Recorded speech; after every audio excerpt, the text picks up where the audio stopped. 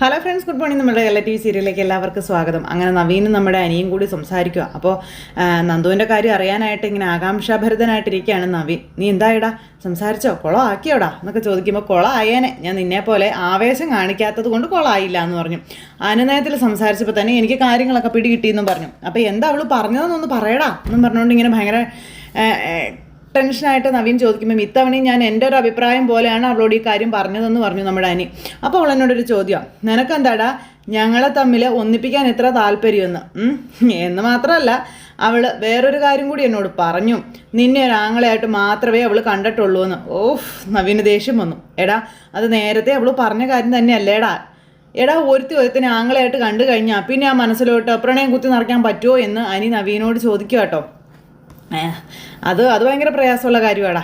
എന്നാൽ ആ പ്രയാസമാണ് നീ ഇപ്പം എന്നെ ഏൽപ്പിച്ചു വെച്ചിരിക്കുന്നത്. എടാ, നിന്നോട് അവൾക്ക് അങ്ങനെ ഒരു കാഴ്ചപ്പാടില്ല എന്ന് അനി നവീനോട് പറയാം. ഞാൻ എൻ്റെ ഇഷ്ടം നിന്നോട് പറഞ്ഞെന്ന് പറഞ്ഞില്ലേ? അപ്പോൾ എടാ, ഞാനത് പറഞ്ഞില്ല. പിന്നെ നീ എന്തോന്നാ ഇത്രയും നേരം കേട്ടോണ്ട് നിന്നത്? എടാ, അങ്ങനെ എടുത്തടിച്ചതുപോലെ പറയാനൊന്നും പറ്റത്തില്ലടാ. എടാ, അങ്ങനെ പറഞ്ഞാലല്ലേ അവൾ മാറ്റി ചിന്തിക്കുള്ളൂ എന്ന് നവീൻ ചോദിക്കുമ്പം, എടാ, അങ്ങനെ മാറ്റി ചിന്തിക്കുന്ന ഒരു പെൺകുട്ടിയല്ല അവൾ. അത് എന്നെക്കാളും നന്നായി നിനക്കറിയില്ലേ? എന്നെക്കാളും മുന്നേ നിനക്ക് അവളെ പരിചയമുള്ളതാണല്ലോ അല്ലേ? പിന്നെ നീ ഇതിങ്ങനെ പറയുന്നത് അതിന് ചോദിക്കുമ്പോൾ, ഇതിപ്പോൾ വളഞ്ഞ വഴി ഇങ്ങനെ സ്വീകരിക്കാതെ ഞാൻ നേരിട്ട് അവളോട് കാര്യമൊക്കെ പറഞ്ഞാൽ മതിയായിരുന്നു എന്ന് നവീൻ പറയുമ്പം, എങ്കിൽ അതോടെ ഈ ബന്ധം തന്നെ അങ്ങ് കട്ടായേനെന്ന് പറഞ്ഞാൽ. എടാ, അങ്ങനെയല്ലടാ ഞാൻ പറഞ്ഞത്. അവളെ സാക്ഷിയാക്കിക്കൊണ്ട് അവളുടെ അച്ഛനോടും അമ്മയോടും കാര്യം പറഞ്ഞാൽ മതിയായിരുന്നു എന്നാ പറഞ്ഞതെന്ന് അനിയോട് നവീൻ. എന്താ ഇക്കാലത്ത് ആണ് പോയൊരു പെണ്ണ് ചോദിക്കുന്നത് അത്ര വലിയ തെറ്റാണോ എന്ന് ചോദിക്കുമ്പോൾ, അത് തെറ്റൊന്നുമല്ല, എങ്കിലും നിനക്കൊരു നിലയും വിലയൊക്കെ ഇല്ലേടാ. എൻ്റെ തറവാട് പോലൊരു തറവാടാണ് നിൻ്റെയും. പിന്നെ അല്ല, അതുമാത്രമല്ല, നിൻ്റെ അമ്മയുടെ മനസ്സിൽ എന്താണെന്ന് നന്ദുവിൻ്റെ അച്ഛനും അമ്മയ്ക്കും ഏട്ടത്തിമാർക്കും ഒക്കെ നന്നായിട്ട് അറിയാവുന്ന കാര്യമാണ്. അപ്പോൾ പിന്നെ അവർ സമ്മതിക്കണമെന്നൊന്നുമില്ല. അപ്പോൾ അങ്ങനെ തൻ്റെടികളായ പെൺകുട്ടികളിൽ നിന്നും നിൻ്റെ അമ്മ അടുപ്പിക്കില്ലല്ലോ എന്ന് ഏട്ടത്തെയും പറയാറുണ്ട്. അപ്പോൾ അമ്മ കാണിച്ചു തരുന്ന പെണ്ണിനൊന്നും ഞാൻ കിട്ടുമെന്ന് ആരും വിചാരിക്കേണ്ടെന്നായി പിന്നെ നവീൻ. അപ്പോൾ അളിയ, ഞാൻ സ്നേഹം കൊണ്ട് നിന്നോട് പറയാം, വെറുതെ വീട്ടിലൊരു കലഹം ഉണ്ടാക്കാതെ നിൻ്റെ അമ്മയ്ക്ക് ഇഷ്ടപ്പെട്ട ഒരു പെൺകുട്ടിയെ അമ്മയുടെ മരുമകളായിട്ട് കൊടുക്കുന്നതല്ലേടാ നല്ലതെന്ന് ചോദിക്കുമോ? അപ്പോൾ അമ്മയ്ക്ക് സമാധാനമാവും, പക്ഷേ അതോടെ എൻ്റെ സമാധാനം പോയി കിട്ടുമെന്ന് നവീൻ. മനസ്സിന് ഇഷ്ടപ്പെട്ട പെൺകുട്ടിയെ നേടാൻ കഴിഞ്ഞില്ലെങ്കിൽ പിന്നെ അത് ജീവിച്ചിരിക്കുന്നത് കൊണ്ട് അർത്ഥമില്ലടാ എന്നൊക്കെ പറഞ്ഞ് നവീൻ അങ്ങ് പോയി. ഇപ്പോൾ ഇവന് ഇത് വിട്ടുകളയാൻ ഉദ്ദേശമില്ലല്ലോ. ഇനിയിപ്പോൾ ഞാൻ എന്നാ ചെയ്യും? സ്നേഹിച്ച പെണ്ണിനെ നിലനിർത്താൻ വേണ്ടിയിട്ട് ഒരുപാട് കള്ളങ്ങൾ പറയേണ്ട ഗതികേടിലാണല്ലോ ഞാനിപ്പോൾ. അതിനിടയ്ക്കാണെങ്കിലോ ഇനി ബിസിനസ് മോശമാകുന്ന രീതിയിൽ ഒന്നും ചെയ്യാനും പറ്റില്ലല്ലോ. വല്ലാത്തൊരു മാനസികാവസ്ഥയിലാണല്ലോ ഞാനെന്നൊക്കെ പറഞ്ഞുകൊണ്ട് അനി ഇങ്ങനെ ഇവിടെ നിൽക്കുകയാണ്. ഇതെല്ലാം കഴിഞ്ഞ് പിന്നെ നമ്മുടെ നവീൻ ഇങ്ങനെ വണ്ടി ഓടിച്ച് വരുമ്പോൾ ആ ഫോണിൽ കോള് വരുന്നു. അപ്പോൾ നോക്കുമ്പോൾ നമ്മുടെ നന്ദുവിൻ്റെ കോളാണ്. അപ്പോൾ നന്ദുവിൻ്റെ കോള് കണ്ടപ്പോഴത്തേക്കും, ദൈവമേ, ഇനിയിപ്പോൾ അവൻ പറഞ്ഞതിൻ്റെ ബാക്കി പറയാൻ വല്ലതും വിളിക്കുകയാണോ? ഈശ്വരാ, മൊത്തം കോളാവുമെന്നാണ് തോന്നണേ എന്ന് പറഞ്ഞുകൊണ്ട് കോൾ എടുത്തിട്ട്, ഹലോ നന്ദു. അപ്പോൾ എന്താ ഒരു പതർച്ച? ഒന്നുമില്ല. അപ്പോൾ എന്താ ഇപ്പോൾ വിളിക്കാത്തത്? മറ്റത് ഡെയിലി വിളിക്കുമായിരുന്നല്ലോ എന്ന് നന്ദു പറയുമ്പം, അത് പിന്നെ എൻ്റെ പൊന്ന് നവീനേട്ടാ, എനിക്ക് വയ്യാതിരുന്ന സമയത്തൊക്കെ നവീനേട്ടനായിരുന്നു എൻ്റെ ബോറടിയൊക്കെ മാറ്റിക്കൊണ്ടിരുന്ന ആൾ. അപ്പോൾ നവീൻ ഇങ്ങനെ തിരിച്ചുകൊണ്ട് കേൾക്കുക. നവീനേട്ടൻ ഇടയ്ക്കിടയ്ക്ക് വിളിക്കുന്നത് എന്ത് ആശ്വാസമായിരുന്നെന്ന് അറിയാവോ എന്നൊക്കെ നന്ദു പറയുമ്പോൾ നവീനൊരു പ്രതീക്ഷ. അപ്പോൾ നവീനൊന്നും മിണ്ടാതെ വന്നു, ഹലോ നവീനേട്ടാ, ഞാൻ കേൾക്കുന്നുണ്ട്, ഞാൻ ഡ്രൈവ് ചെയ്യായിരുന്നേ. ആണോ? ഓക്കെ, ഞാൻ കുറച്ച് കഴിഞ്ഞിട്ട് വിളിച്ചോളാം കേട്ടോ. അയ്യോ വേണ്ട, കുഴപ്പമില്ല, പറഞ്ഞോ, ഞാൻ വണ്ടി സൈഡാക്കിയിരിക്കുകയാണെന്നൊക്കെ പറയുമ്പം, അല്ല, ഡ്രൈവ് ചെയ്യുമ്പോഴേ നമ്മൾ നിയമം സംരക്ഷിക്കുന്നവരെ റൂള് തെറ്റിക്കാൻ പാടില്ലല്ലോ, അതുകൊണ്ട് പറഞ്ഞതാട്ടോ എന്ന് പറഞ്ഞു. കുഴപ്പമില്ലെന്നേ, പറഞ്ഞോളാം പറഞ്ഞു. അപ്പോൾ ശരി, എന്നാൽ ഞാൻ വീട്ടിൽ ചെന്നിട്ട് വിളിക്കാമെന്ന് പറഞ്ഞു. അപ്പോൾ അങ്ങോട്ട് ചെന്നിട്ട് വിളിക്കാമെന്ന് പറഞ്ഞു. ഫോൺ അങ്ങ് കട്ട് ചെയ്ത് കഴിഞ്ഞപ്പോഴത്തേക്കും എൻ്റെ ഉള്ളിൽ അവളോടൊരു പ്രണയമുണ്ട്, ഇനി അവൾക്കും തിരിച്ചൊരു പ്രണയം എന്നോട് തോന്നിയാൽ മതിയായിരുന്നു എന്നൊക്കെ പറഞ്ഞുകൊണ്ട് നവീൻ ഇങ്ങനെ മനസ്സിൽ ചിന്തിക്കുക. അത് കഴിഞ്ഞിട്ട് പിന്നെ നമ്മുടെ മുത്തശ്ശനെയാണ് കാണിക്കുന്നത്. മുത്തശ്ശൻ പൂജാമുറിയിൽ കയറി പ്രാർത്ഥിക്കുക, എല്ലാ കാര്യങ്ങൾക്കും എൻ്റെ കൊച്ചുമോൻ്റെ കൂടെ നിൽക്കണേ, അവൻ വിജയിച്ചു വരണേ എന്നും പറഞ്ഞു. അപ്പോൾ അനന്തപുരിയെ തച്ചുടയ്ക്കാൻ നടക്കുന്നവർക്ക് മുന്നിൽ അവരെ എല്ലാവരെയും നശിപ്പിക്കാനായിട്ട് നമ്മുടെ മുത്തശ്ശൻ തന്നെ ഇത്രയും നാൾ ചെയ്യാത്ത കാര്യങ്ങളൊക്കെ ചെയ്യുകയും ഓരോന്നൊക്കെ ചെയ്യുകയും ചെയ്യുക. അതിനുശേഷം പിന്നെ അമ്പലത്തിൽ പോയി അവിടെ ചെന്നും പ്രാർത്ഥിക്കുകയാണ്. അവിടെ പോയി തിരുമേനിയായിട്ട് സംസാരിച്ചു. അപ്പോൾ അതിനുശേഷമാണെങ്കിൽ അവിടുത്തെ തിരുമേനി വന്നു, പ്രസാദമൊക്കെ കൊടുത്തു. പിന്നെ എന്നിട്ട് 101 പേർക്കുള്ള അന്നദാന വഴിപാട് റെഡിയായിട്ടുണ്ട് സാറേ എന്നൊക്കെ പറഞ്ഞു. അപ്പോൾ അത് മാത്രമല്ല, അന്നദാനത്തിന് വരുന്ന സാധുക്കൾക്കെല്ലാം പണവും ദാനം കൊടുക്കണമെന്ന് പറഞ്ഞു. അപ്പോൾ സാർ അവർക്കൊപ്പം കൂടുന്നില്ലേ എന്ന് ചോദിക്കുമ്പം, ഇല്ല തിരുമേനി, ഇന്ന് ഞാൻ കഠിന വ്രതത്തിലാണെന്നും ഭക്ഷണമൊന്നും കഴിക്കുന്നില്ല എന്നും മൂർത്തി മുത്തശ്ശൻ പറയുക. അപ്പോൾ അനന്തപുരിയെ രക്ഷിക്കാൻ വേണ്ടി ആ കടുങ്കൈയൊക്കെ ചെയ്യുകയാണ് അദ്ദേഹം ഈ പ്രായത്തിലും. എൻ്റെ കൊച്ചുമോൻ്റെ കാര്യം ഞാൻ പറഞ്ഞല്ലോ, അപ്പോൾ അവനും ഞങ്ങളുടെ കമ്പനിയും ചില പ്രതിസന്ധികൾ ഇപ്പോൾ നേരിട്ടുകൊണ്ടിരിക്കുകയാണെന്നും പിന്നെ അതിനെ അതിജീവിക്കാനുള്ള കഴിവും പ്രാപ്തിയൊക്കെ അവനുണ്ട്, എന്നാലും ഒരു ഭയം പോലെയാണ് എന്നൊക്കെ ഇങ്ങനെ പറഞ്ഞു. എങ്കിലും നമ്മൾ മനുഷ്യരെ ഭാഗ്യം കടാക്ഷിക്കണമെങ്കിൽ അതിന് ദൈവത്തിൻ്റെ സപ്പോർട്ടും കൂടി വേണമല്ലോ എന്ന് പറഞ്ഞു. അപ്പോൾ അത് ഉറപ്പായിട്ടും നമുക്ക് വേണം. സാറ് പറഞ്ഞ പൂജകളെല്ലാം നടത്തിയിട്ടുണ്ട്. പിന്നെ സാറിൻ്റെ മരുമോളും കൊച്ചുമോൻ്റെ ഭാര്യ എല്ലാവരും കൂടി ഇവിടെ വന്ന് വഴിപാടും പൂജകളും കാര്യങ്ങളൊക്കെ നടത്തിയായിരുന്നു എന്ന് പറഞ്ഞു. അപ്പോൾ എന്നാൽ പിന്നെ അതങ്ങനെ ആവട്ടെ തിരുമേനി. ഇപ്പോൾ അടുത്തിടെയായിട്ട് തിരുമേനിക്ക് അറിയാമല്ലോ ചെറിയ ചെറിയ പ്രശ്നങ്ങളൊക്കെ വീട്ടിൽ ഉണ്ടാവാറുണ്ടെന്നുള്ളത്. അപ്പോൾ എല്ലാം ഒന്ന് കഴിഞ്ഞിട്ട് അവിടെ ഒരു ഗണപതി ഹോമവും അതുപോലെ ഭഗവതി സേവയും ഒക്കെ നടത്തണമെന്ന് പറഞ്ഞു. ആയിക്കോട്ടെ, ഈ ക്ഷേത്രം തലയെടുപ്പോടെ നിൽക്കുന്നത് സാറിൻ്റെ കുടുംബത്തിൽ നിന്നുള്ള വരുമാനം കൊണ്ട് ആ കുടുംബക്ഷേത്രത്തെ ഇത്ര നന്നായി നോക്കുന്ന ആരും തന്നെ ഇന്നത്തെ കാലത്ത് ഉണ്ടാകുമെന്ന് തോന്നുന്നില്ല. അതിൻ്റെ ഐശ്വര്യവും അഭിവൃദ്ധിയും സാറിനും സാറിൻ്റെ കുടുംബത്തിനും ഉണ്ടാകും, ഒരു സംശയവും വേണ്ടെന്ന് അദ്ദേഹം പറയുന്നു. അപ്പോൾ ശരി, ആയിക്കോട്ടെ എന്ന് പറഞ്ഞു. അപ്പോൾ എന്നാൽ പിന്നെ ഞാൻ കുറച്ച് സമയം ഇവിടെ നിന്ന് ധ്യാനിച്ചിട്ടേ പോകുന്നുള്ളൂ. അപ്പോൾ ആയിക്കോട്ടെ സാർ എന്ന് പറഞ്ഞു. എന്നിട്ട് ആ തിരുമേനി അങ്ങ് കയറിപ്പോയി. മുത്തശ്ശൻ അവിടെ ഇരുന്ന് ധ്യാനിക്കാൻ തുടങ്ങി. മുത്തശ്ശനുള്ള ധ്യാനം തുടങ്ങിയപ്പോഴത്തേക്കും ഇവിടെ നമ്മുടെ അബിക്ക് തിരിച്ചടികൾ കിട്ടിത്തുടങ്ങി. അബിയുടെ കൈ മുറിഞ്ഞു, കരക്കെരിഞ്ഞതാ, കീറിപ്പോയി കൈ. അപ്പോഴത്തേക്കും ഞാൻ ചെയ്യാത്ത പണി എന്നെ കൊണ്ട് ചെയ്യിക്കുന്നത് കണ്ടില്ല, എൻ്റെ കൈ മുറിഞ്ഞു എന്ന് പറഞ്ഞുകൊണ്ട് ഇവനെ ഒച്ച വയ്ക്കുക ജലജോട്. കുറച്ചൊക്കെ മുറിയട്ടെടാ, എൻ്റെ മനസ്സ് മുറിഞ്ഞുകൊണ്ടിരിക്കുക എന്നും പറഞ്ഞുകൊണ്ട് ജലജ. അപ്പോൾ എന്താ എവിടെ എന്ന് ചോദിച്ചാൽ ജാനകി അങ്ങോട്ടേക്ക് വന്നു. അവൻ 2 സവാള അരിഞ്ഞപ്പോഴത്തേക്കും അവൻ്റെ കൈ മുറിഞ്ഞെന്ന്. അപ്പോൾ എന്തിനാ ഇവനെ കൊണ്ട് ഇതൊക്കെ അരിയിക്കുന്നത്, നീ ഇങ്ങ് തടാ, ഞാൻ ചെയ്യാമെന്ന് പറഞ്ഞ് ജാനകി ചെന്നപ്പോൾ വേണ്ട എന്ന് പറഞ്ഞ ദേവയാനി അങ്ങോട്ടേക്ക് വന്നു. ജാനകി, നീ അടുക്കളയിലൊന്നും കയറേണ്ട ആവശ്യമില്ല, ഇവൻ ചെയ്യട്ടെ എന്ന് പറഞ്ഞു കേട്ടോ. അപ്പോൾ ഇവൻ അടുക്കളപ്പണി പഠിപ്പിക്കാൻ പറഞ്ഞത് ഞാൻ തന്നെയാണെന്നൊക്കെ പറയുമ്പോൾ ജലജ ഇങ്ങനെ നോക്കുക. അബിയാണെങ്കിൽ എന്നും പറഞ്ഞ് നിൽക്കുന്നു കേട്ടോ. അപ്പോൾ ഇവനും ഇവളും ഇങ്ങനെ ഏട്ടത്തിൽ പറയുന്നതൊക്കെ അതേപടി അനുസരിക്കണമെന്നുണ്ടെങ്കിലേ അതുപോലെ എന്തോ ഒരു വലിയ തെറ്റ് ഇവരുടെ ഭാഗത്തുണ്ടല്ലോ ഏട്ടത്തി. എന്താ അത് എന്ന് ജാനകി ഇങ്ങനെ ചോദിക്കുക. അപ്പോൾ അമ്മയും മോനും കൂടെ അങ്ങോട്ടും ഇങ്ങോട്ടും ഇങ്ങനെ ഉണ്ടക്കണം വെച്ച് നോക്കുക. അതിപ്പോൾ പ്രത്യേകിച്ച് എടുത്തു പറയേണ്ട ആവശ്യമൊന്നും ഉള്ളതല്ലല്ലോ ജാനകി. ഇവനെ തെറ്റിൽ മുങ്ങി താഴ്ന്നു ഒരുത്തനാ. അപ്പം പിന്നെ തെറ്റ് ചെയ്യാതെ ഇവന് ജീവിക്കാൻ കഴിയത്തുമില്ല. ഇവനിങ്ങനെ വിട്ടാൽ പറ്റത്തില്ലല്ലോ. അന്നേരം വേറൊന്നും കൊണ്ടല്ലാട്ടോ ഞാൻ അങ്ങനെ ചോദിച്ചത്. ഇപ്പം ഏട്ടത്തി എന്തു പറഞ്ഞാലും ഒരു എതിർപ്പും ഇല്ലാതെയാണ് രണ്ടാളും എല്ലാം ചെയ്യുന്നതും അനുസരിക്കുന്നതും. അപ്പം അതുകൊണ്ട് ഞാൻ ചോദിച്ചതാ. അപ്പം അങ്ങനെ ചെയ്തേ പറ്റത്തുള്ളൂ ജാനകി, ഇല്ലെങ്കിലേ ശരിയാവില്ല. ഇവളെപ്പോഴും പറയാറുണ്ടല്ലോ, ഇവൾ ഈ വീട്ടിലെ അംഗമല്ലാത്തത് കൊണ്ട് ഇവളോട് എല്ലാവരും അവഗണന കാണിക്കുന്നു എന്ന് ഇവൾ പറയാറില്ലേ. സത്യം പറഞ്ഞാൽ ഇവളോട് ആരും അവഗണന കാണിച്ചിട്ടില്ല. അപ്പോഴത്തേക്കും പറഞ്ഞുകൊണ്ട് നിൽക്കുക. ജലജയുടെ മുഖമൊക്കെ അങ്ങ് മാറി. പക്ഷേ ഇപ്പോഴാണ് ഇവളോടും ഇവനോടും ഇവിടെയുള്ളവർ അവഗണനയൊക്കെ കാണിച്ചു തുടങ്ങിയത്. ഇനി അങ്ങനെ കാണിക്കാതിരിക്കാനൊന്നും കഴിയത്തില്ല എന്നും ദേവയാനി പറയുകയും ചെയ്തു. പിന്നെ എടുത്തു വളർത്തിയ അച്ഛനും അമ്മയും ഇവളെ പൊന്നുപോലെയാണ് നോക്കിയത്. അജയനും ജയനും ഒന്നും ഇവൾ അന്യ പെണ്ണായിട്ട് കണ്ടിട്ടും ഉണ്ടായിരുന്നില്ല. സ്വന്തം പെങ്ങളായിട്ട് തന്നെയാണ് ഇവളെ കൂടെ നിർത്തിയതും സംരക്ഷിച്ചതും. എന്നിട്ട് അതിൻ്റെ നന്ദിയൊന്നും ഇവൾ കാണിച്ചിട്ടില്ല എന്ന കാര്യമൊക്കെ പറയുമ്പം എന്ന് പറഞ്ഞ് നിൽക്കുക ജലജ ദേഷ്യം വന്നിട്ട്. അതിന് പിന്നാലെ ഇവനും നമ്മുടെ തറവാടിനെയും അതുപോലെ നമ്മുടെ ബിസിനസ്സിനെയും തകർക്കുന്ന പരിപാടികൾ ഓരോന്ന് കാണിച്ചുകൊണ്ടിരിക്കുന്നതെന്ന് ദേവയാനി പറയുമ്പം അത് ശരിയാ, അല്ലെങ്കിൽ നമ്മുടെ എതിരാളികളുടെ പരസ്യത്തിന് വേണ്ടി നീ നവ്യെ പറഞ്ഞ് വിടുവായിരുന്നോ എന്ന് ജാനകി ചോദിക്കും കേട്ടോ. എനിക്ക് നവ്യെ നിയന്ത്രിക്കാനൊന്നും പറ്റത്തില്ല എൻ്റെ അമ്മായി എന്നതേ ഈ അബി നേരം പറഞ്ഞു. നീ പറഞ്ഞു വിട്ടോ, അവളെ കയറൂരി നീ അങ്ങ് വിട്ടോ. പക്ഷേ അതിൻ്റെ എല്ലാം ശിക്ഷ അനുഭവിക്കാൻ പോകുന്ന നീ ഒറ്റയൊരുത്തനായിരിക്കുമെന്ന് നീ ചിന്തിച്ചോളാൻ പറഞ്ഞു ദേവയാനിയെ.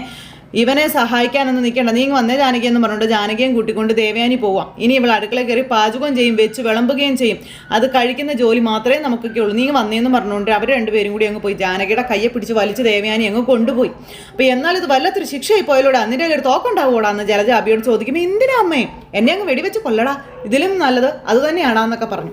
പിന്നെ ഓരോരുത്തരും വലിയ ഡീലുമായിട്ട് ലോകം ചുറ്റുന്ന സമയത്ത് നിനക്ക് അടുക്കളപ്പണി ചെയ്യേണ്ട സമയമാണല്ലോടോ എന്നൊക്കെ പറഞ്ഞുകൊണ്ട് ഭയങ്കര ദേഷ്യം. എൻ്റെ കാര്യം പോട്ടെ, സ്വന്തം മക്കൾ അധപതിക്കുന്നതാണ് ഏതൊരു അച്ഛനും അമ്മയ്ക്കും സഹിക്കാൻ പറ്റാത്തത്. എൻ്റെ ജീവിതത്തിൽ എനിക്കത് മാത്രമേ കാണേണ്ടേ വന്നിട്ടുള്ളൂ എന്നും പറഞ്ഞുകൊണ്ട് തുള്ളുക ജലജയെ.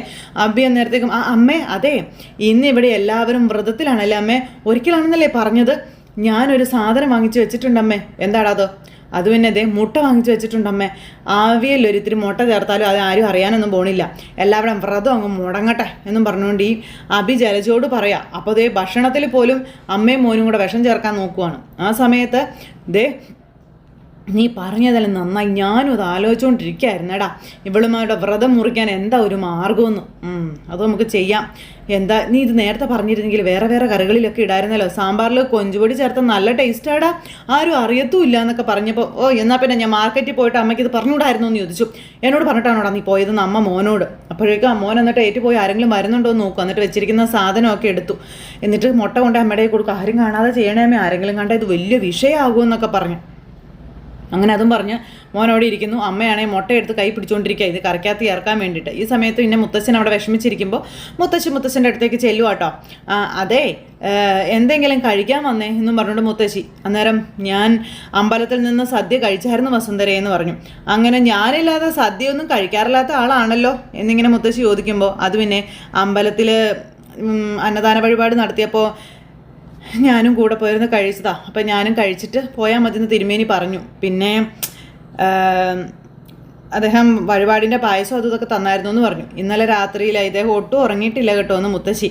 ഇന്നലെയെന്ന് മാത്രമല്ല, ഇപ്പോൾ കുറേ ദിവസമായിട്ട് ഉറക്കം തീരെ കുറവാണല്ലോ എന്ന് പറയുമ്പോൾ, ദുബായിൽ നമ്മുടെ ബിസിനസ് താഴോട്ട് പോയതിനു ശേഷം എനിക്ക് ഒരു സമാധാനവും കിട്ടിയിട്ടില്ലടോ എന്ന് മുത്തശ്ശിയോട് പറയുക. വസുന്ധര, താൻ തന്നെ ഒന്ന് ആലോചിച്ച് നോക്കി. താൻ എൻ്റെ ജീവിതത്തിൽ വന്നതിന് ശേഷം നമ്മൾ എപ്പോഴെങ്കിലും ഇങ്ങനെ ഒരു പ്രതിസന്ധി നേരിട്ടിട്ടുണ്ടോ എന്ന് ചോദിക്കുമ്പോൾ, ആദർശ് അതൊക്കെ മനസ്സിലാക്കിക്കൊണ്ട് തന്നെയല്ലേ മുംബൈക്ക് പോകുന്നത്, പിന്നെ എന്തിനാ ഇദ്ദേഹം ഇതുപോലെ ടെൻഷൻ ആകുന്നത് എന്ന് മുത്തശ്ശനോട് ചോദിച്ചു. ദുബായിലല്ലേ നഷ്ടങ്ങൾ ഉണ്ടായുള്ളൂ, മറ്റൊരിടത്തും ഒരു കുഴപ്പവും ഇല്ലല്ലോ എന്ന് മുത്തശ്ശി ഇങ്ങനെ പറയുമ്പോൾ മുത്തശ്ശൻ ഇങ്ങനെ മുത്തശ്ശിയെ നോക്കുക. അതൊക്കെ അവൻ തിരിച്ചു പിടിക്കുമെന്നേ, അതിനുള്ള കഴിവും പ്രാപ്തിയും ഒക്കെ അവനുണ്ട്, ഇദ്ദേഹം ടെൻഷൻ ആവല്ലേ എന്ന് പറഞ്ഞു. അപ്പോൾ അവൻ പരാജയപ്പെടുന്നത് എന്നെ വെട്ടിമുറിക്കുന്നതിന് തുല്യമാടോ എന്ന് മുത്തശ്ശൻ അന്നേരം മുത്തശ്ശിയോട് പറയണം. ഒരുപാട് ഫാമിലി പ്രശ്നങ്ങൾ ഉണ്ടായപ്പോൾ പോലും അവൻ കമ്പനിയെ തളർത്തിയിട്ടില്ല.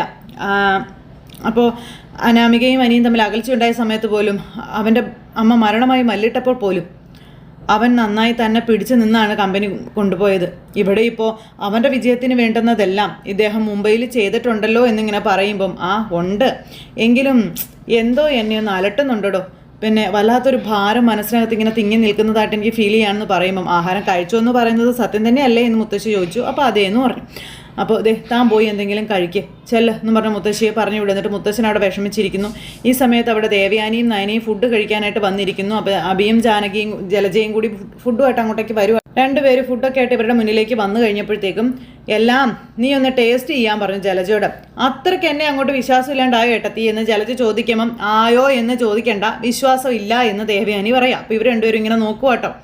നീ ഉണ്ടാക്കുന്ന ഫുഡ് നീയും നിൻ്റെ മകനോ ആദ്യം ടേസ്റ്റ് ചെയ്യണമെന്ന് പറഞ്ഞു. ഞങ്ങളുടെ മുന്നിൽ വെച്ച് തന്നെ അത് ചെയ്യണമെന്ന് പറയുമ്പോൾ, അത് പിന്നെ എല്ലാം ഞാൻ ടേസ്റ്റ് ചെയ്ത് നോക്കിയതാ അമ്മായി, അടിപൊളിയായിട്ട് അമ്മ എല്ലാം ഒരുക്കിയിരിക്കുന്നതെന്ന് അഭി പറഞ്ഞു. അതായിക്കോട്ടെ, ഞങ്ങളുടെ മുന്നിൽ വെച്ച് തന്നെ നിങ്ങൾ രണ്ടുപേരും ടേസ്റ്റ് ചെയ്ത് നോക്കണമെന്ന് പറഞ്ഞു. അത് പറഞ്ഞപ്പോഴത്തേക്കും ജലജ എടുത്ത് കഴിക്കാൻ നോക്കുക. അപ്പം അമ്മേ, അച്ഛൻ വന്നില്ലേന്ന് ചോദിച്ചു. അമ്പലത്തിൽ നിന്ന് സദ്യ കഴിച്ചു എന്നാണ് പറഞ്ഞത്, അമ്പലത്തിലെ പ്രസാദവും കഴിച്ചെന്നാണ് പറഞ്ഞത്, കുറച്ചിലേ കഴിക്കുള്ളൂ, ഇനി വിശപ്പുണ്ടാവില്ല എന്ന് മുത്തശ്ശി പറയുക. അയ്യോ, അച്ഛൻ ഇഷ്ടപ്പെട്ടതൊക്കെ ഞാൻ ഉണ്ടാക്കി വെച്ചിട്ടുണ്ടെന്ന് ജലജ പറയുമ്പോൾ, അത് നീ തന്നെ കഴിച്ചോ ഇനിയെന്ന് മുത്തശ്ശി ജലജയോട് പറഞ്ഞു. അവിടെയും പാളീസായി, പൊട്ടിപ്പാളീസായി. ഈ സമയത്ത് അഭി കഴിച്ചപ്പം, ഞങ്ങളെല്ലാം ടേസ്റ്റ് ചെയ്ത അമ്മായി എന്ന് അഭി പറയുക. നിന്റെ ഭാര്യ ഉള്ളപ്പോൾ നീ ഇവിടെ ഇരുന്ന് ഭക്ഷണം കഴിക്കുന്നത് ഞങ്ങൾ എതിർത്തിട്ടില്ല എന്നും, പക്ഷെ അവൾ ഇല്ലാത്തപ്പോൾ ഞങ്ങൾക്കൊപ്പം നീ ഇരിക്കാൻ പാടില്ല എന്ന് അഭിയോട് ദേവയാനി പറയുക. അവൾക്ക് സംശയം തോന്നാതിരിക്കാനാ പലപ്പോഴും നിന്നോടും ഇവളോടും അവളുള്ളപ്പോൾ ഞങ്ങൾ മാന്യത കാണിക്കുന്നത്, അത് നിനക്കറിയാവോ എന്ന് ചോദിച്ചു. വലിയ മാന്യതയൊന്നും അവൾ ഉള്ളപ്പോഴും കാണിക്കുന്നൊന്നും ഇല്ല എന്ന് പറയുമ്പം, കാണിക്കാവടി, കാണിക്കാം, നീയൊക്കെ മരുമോളെ പറഞ്ഞ് എതിരാളികളുടെ പരസ്യത്തിന് വിട്ടിട്ട് നിന്നോടൊക്കെ ഇനി മാന്യത കൂടി കാണിക്കാൻ വേണ്ടിയെന്നായി മുത്തശ്ശിയെ. അപ്പം ഞങ്ങൾ അതിന് പ്രതികളല്ലല്ലോ അമ്മേ, ആണെങ്കിലും അല്ലെങ്കിലും അതിലേക്കൊക്കെ കാര്യങ്ങൾ കൊണ്ടുവന്ന് എത്തിച്ചത് ഈ നിൽക്കുന്നവൻ തന്നെ അല്ലേന്ന് ചോദിച്ചു മുത്തശ്ശി. അന്നേരം ഇവൻ ഇങ്ങനെ ആകെ വിഷമിച്ച് ഇങ്ങനെ അഭിനയിച്ച് ഇങ്ങനെ നിൽക്കുക. ഇവനെ ഈ വീട്ടിൽ നിന്ന് അടിച്ചിറക്കി കളയേണ്ട സമയം എന്നേ കഴിഞ്ഞതാണെന്ന് അറിയാവോ എന്നൊക്കെ ചോദിച്ച് ദേഷ്യപ്പെടുമ്പോൾ, നോക്ക്, ആ ഇരിക്കുന്ന ചോറും തോരനൊക്കെ എടുത്ത് നീ മുകളിലോട്ട് ചെല്ലാൻ പറഞ്ഞു. അപ്പോൾ വേണ്ട അമ്മായി, ഞാൻ ഇവിടെ നിന്ന് കഴിച്ചോളാമെന്ന് പറയുമ്പം, നീ കഴിക്കുന്ന കാര്യമല്ല പറഞ്ഞത്, നിന്റെ മകൾ ഒരാൾ മുകളിലുണ്ട്, അവളെ നീ ഊട്ടണമെന്ന് ദേവയാനി അഭിയോട് പറയുമ്പോൾ എന്നും പറഞ്ഞ് അന്തം വിട്ട് അമ്മയും മോനും കൂടി ഇങ്ങനെ നിൽക്കും. പണിപ്പോണ്ടൊക്കെ വരുന്നുണ്ട് അവറാച്ചാന്ന് പറഞ്ഞ അവസ്ഥയാണ് അഭിക്കും.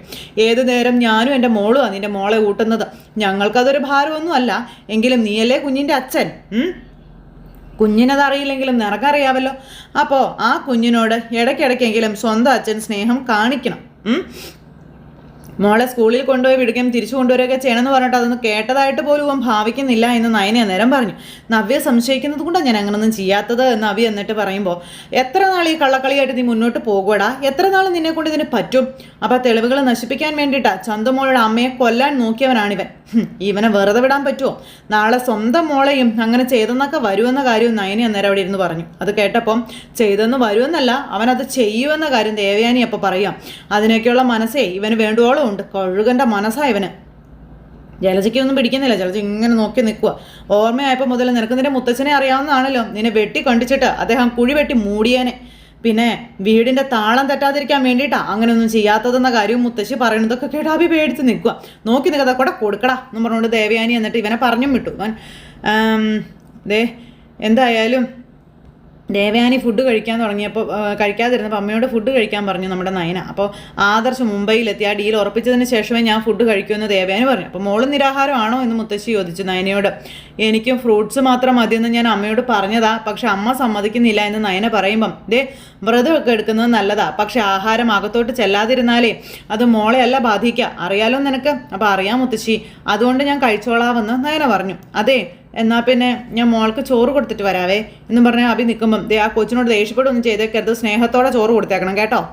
ശരി അമ്മായി, അങ്ങനെ ചെയ്തോളാം അമ്മായി എന്നും പറഞ്ഞുകൊണ്ട് ഇവൻ അങ്ങ് പോവുക. അപ്പം നയനിയൊക്കെ ഇങ്ങനെ നോക്കുന്നു. എടി, അനന്ത പത്മനാഭൻ മാത്രമല്ല നിന്റെ പേരക്കുട്ടി, അതിനു മുന്നേ നിന്റെ മോൻ ജനിപ്പിച്ചതാ ചന്തുമോളെ. അപ്പോൾ എന്ന് പറഞ്ഞ് നിൽക്കുക ജലജ. അങ്ങനെയുള്ളപ്പോൾ മുത്തശ്ശിക്ക് പേരക്കുട്ടിയോട് കുറച്ചുകൂടി സ്നേഹമൊക്കെ കാണിക്കാം കേട്ടോ. അതിന് ഇടയ്ക്കൊക്കെ എടുത്തൊന്ന് ലാളിക്കുകയൊക്കെ ചെയ്യാം. അതുപോലെ തന്നെ സ്കൂളിലേക്ക് ഒരുക്കി വിടുകയൊക്കെ ചെയ്യാമെന്നൊക്കെ പറയുമ്പോൾ ജലജയ്ക്ക് ദേഷ്യം കാരണം ഒരു രക്ഷയില്ല. മറ്റുള്ളവരെ ഭയന്ന് ഇവളും ഇവരുടെ മോനും എന്തെങ്കിലും ചെയ്യുന്നു എന്നുള്ളതല്ലാതെ അറിഞ്ഞുകൊണ്ട് എന്തെങ്കിലും നല്ല കാര്യങ്ങൾ ചെയ്യുമോ എന്ന് ചോദിച്ചു. അപ്പോൾ ചന്തുമോളുടെ മുഖത്തോട്ട് നോക്കിയിട്ട് വഴക്ക് പറയാൻ പോലും തോന്നുന്നില്ല എന്ന് നയന പറയുക. അപ്പോൾ എന്തായാലും ആ കുഞ്ഞ് അച്ഛ എന്ന് ആദർശിനെ വിളിക്കുന്നത് എന്തുകൊണ്ട് നന്നായി എന്ന് മുത്തശ്ശി അന്നേരം പറഞ്ഞു. ഇതൊന്നും കേട്ടിട്ട് ജലജയ്ക്ക് അങ്ങ് ദഹിക്കുന്നില്ല. ജലജ ഇങ്ങനെ നോക്കി നിൽക്കുന്നത്. അപ്പോൾ ഇവളുടെ മോനെ പോലെ ഒരു ദുഷ്ടൻ ആ കുഞ്ഞിൻ്റെ അച്ഛനാവണ്ടെന്നും പറഞ്ഞു. അങ്ങനെ അതും പറഞ്ഞ് ഇവരിയ്ക്കുമ്പം, അമ്മയ്ക്ക് കുറച്ച് സാമ്പാർ എടുക്കട്ടെ എന്ന് ചോദിച്ചു. വേണ്ട, ഞാൻ ഒഴിച്ചോളാമെന്ന് പറഞ്ഞു. അപ്പോൾ മാറ്റം കൂട്ടോ എന്നും പറഞ്ഞുകൊണ്ട് അമ്മ തന്നെ എന്നിട്ട് കറി എടുത്ത് ഒഴിക്കുക. അപ്പോൾ നിനക്കൊക്കെ ഞാൻ വെച്ചിട്ടുണ്ട്. അപ്പോൾ എല്ലാവരും പോയതിന് ശേഷം മോനെയും കൊണ്ട് നീ ഇരുന്നാൽ മതിയെന്നും രണ്ടിനെയും കാണുന്നതിന് ഇപ്പോൾ ദേഷ്യമാണെന്നും മുത്തശ്ശി ഇങ്ങനെ അവിടെ നിന്ന് പറയുമ്പം, കിളവിക്ക് മുകളിൽ പോയി അറ്റൻഡൻസ് വയ്ക്കാൻ സമയം എന്നിട്ടോ അഹങ്കാരം കൊണ്ടില്ലേ എന്ന് ജലജ മനസ്സിൽ പറയുക. അപ്പോഴത്തേക്കും നമ്മുടെ ചന്തുമോൾക്ക് ഫുഡ് കൊടുക്കുക നമ്മുടെ അഭിമോൻ. അപ്പോൾ കഴിക്കും മോളെ എന്ന് പറഞ്ഞു. അപ്പോൾ എന്ന് പറഞ്ഞു കൊച്ചു തലയാട്ടിക്കൊണ്ടിരിക്കുന്നു. അപ്പം മോള് കഴിച്ചില്ലെങ്കിൽ എനിക്ക് ആ പണി കിട്ടുമെന്ന് പറയുമ്പം, എനിക്ക് അമ്മ തന്നാൽ മതിയെന്ന് പറഞ്ഞു. ഞാൻ തരണമെന്ന് ആ മോളിൽ നിന്നുള്ള ഓർഡർ, നീ ഒന്ന് കഴിക്കുക എന്ന് അഭി കൊച്ചിനോട് പറയണം. എന്തെങ്കിലും ഇത്തിരി ഒന്ന് കഴിക്കും മോളെ, കഴിക്കുന്നു പറഞ്ഞ് നിർബന്ധിച്ച് അതിന് വാരി കൊടുക്കുക. അത് കണ്ടോണ്ട് കയറി വരുന്നു നമ്മുടെ നവ്യമോള്. ഇതൊക്കെ ഞാൻ പറയുന്നത് ഇന്ന് അഭിയുടെ ചീട്ട് കയറി. അപ്പോൾ അങ്ങനെ ഒരു അടിപൊളി എപ്പിസോഡുമായിട്ടാണ് ഇന്നത്തെ നമ്മുടെ കഥ അവസാനിച്ചിട്ടുള്ളത്. അപ്പോൾ എല്ലാവരും കാത്തിരുന്ന് കാണണം കേട്ടോ. എല്ലാവർക്കും നല്ലൊരു ദിവസം ആശംസിക്കുകയാണ്. എല്ലാവരും തരുന്ന സപ്പോർട്ടിനും സ്നേഹത്തിനും ഒത്തിരി നന്ദി ഹൃദയത്തിൻ്റെ ഭാഷയിൽ അറിയിക്കുന്നു. അടുത്ത സൂപ്പർ ഹിറ്റ് കഥയുമായി കാണുന്നത് വരെ എല്ലാവർക്കും നന്ദി. സ്വീകരിക്കാൻ ബൈ ബൈ, ടാറ്റാ.